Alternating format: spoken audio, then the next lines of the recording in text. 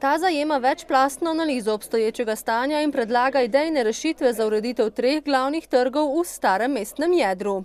Ta študija pomeni nek napotek za delo v prihodnje. Študija sicer ne predvideva večjih sprememb v mestnem jedru, pač pa daje usmeritve, kako urediti obstoječe stanje. Gre pa zdaj zaenkrat samo za ureditev teh cest in pa poti, parkov. Tam pa naj bi jedra ohranila ta videz, ki ga imajo zdaj, s tem pa, da se namesto asfalta uporabijo drugi materiali. Arhitekti sicer predlagajo tudi umik večine mirujočega prometa iz starega mestnega jedra, a v občinski upravi o tem zaenkrat ne razmišljajo, pravi Zevnik. Enkrat v prihodnosti pa bomo morali zagrizniti tudi v to jabolko. Ampak to seveda pomeni, da bomo pa morali potem zagotoviti parkirne prostore v bližini, da bodo ljudje lahko tam puščali avte in hodili sem na delo.